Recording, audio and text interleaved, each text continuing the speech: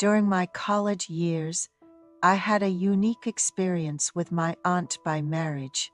Being an only child, I wasn't part of a wealthy family, but my maternal grandfather, who owned a building materials business, provided well for us. He built a two-story Western-style house where he lived with my grandmother on the first floor. When it was time for me to go to school, I moved into the second floor of my grandmother's house, which had previously been rented out. My mother has a younger brother by 10 years. My uncle, who lived alone near his workplace, frequently visited my grandmother. My parents ran a business in the local market, leaving my grandmother to raise me for the most part. During my senior year of high school, both my grandparents passed away within a month of each other, leaving our family in shock. A few months later, my mother's only brother got married.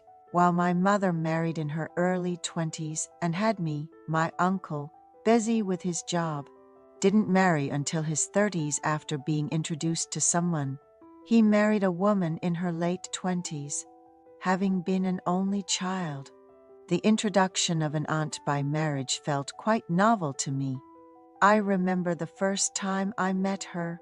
She had a healthy complexion and a slim figure. She complimented me, saying, "I heard you're a great student.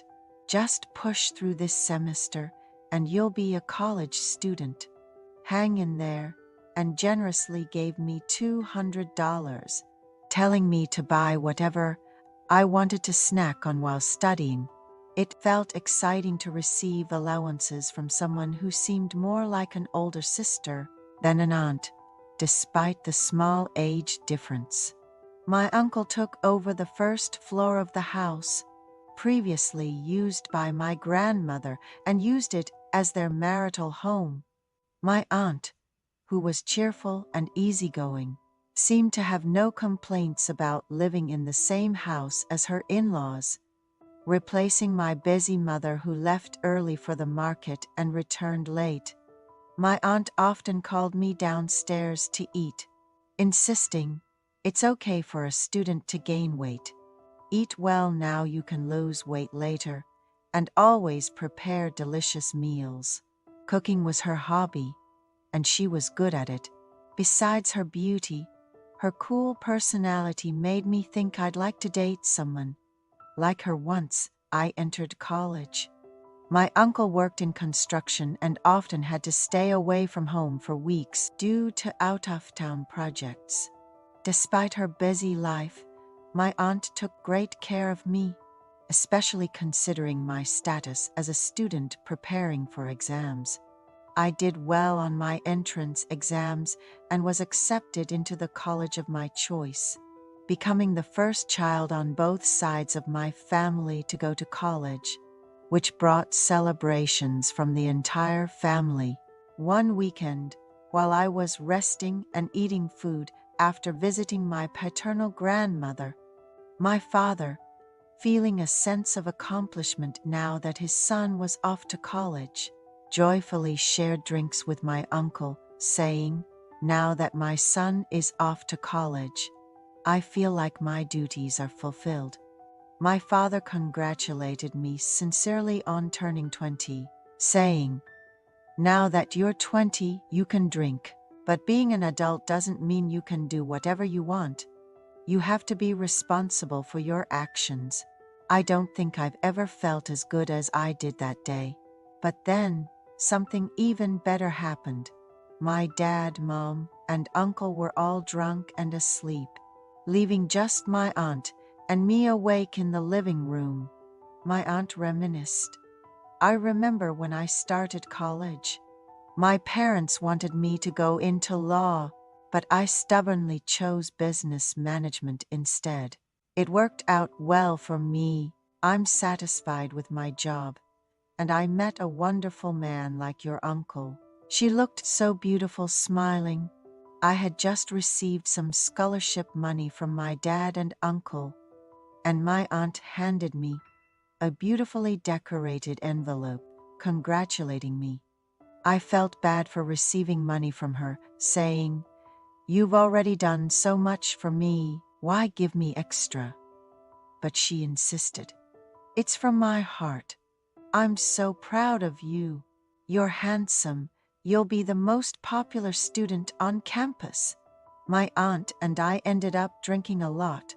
She leaned on the sofa, slightly slurred, and asked for my help to her bedroom. After helping her as I was about to leave, she asked me to stay for a moment. Initially, it was awkward, but soon it felt fulfilling. I told her, "I've never seen someone as beautiful as you," and hugged her. She confessed, "Your uncle hardly comes home, always tired and sleeping. I've been so lonely." I asked if we could meet again, and she said, "Of course, it's been a while since I've been alone. Whenever you want, it's okay." She kept her promise. When my uncle was away on a business trip, she texted me to meet on the first floor.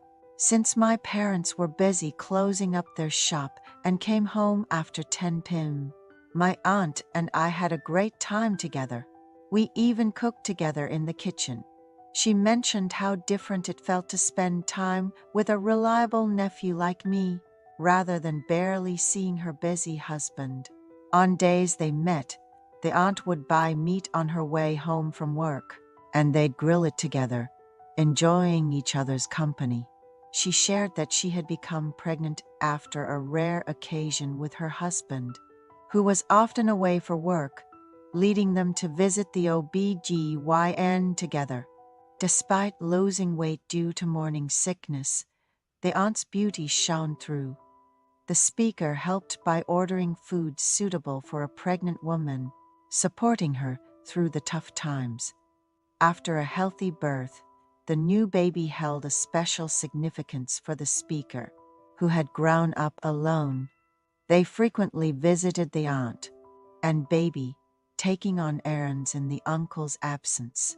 Post-pregnancy, the aunt gained weight but saw beauty in her changed appearance, as did the speaker. They found moments to alleviate the aunt's loneliness, deeply enriching their early 20s. Now married with 3 children, the speaker fondly recalls these memories, often bursting into laughter at the thought of the aunt.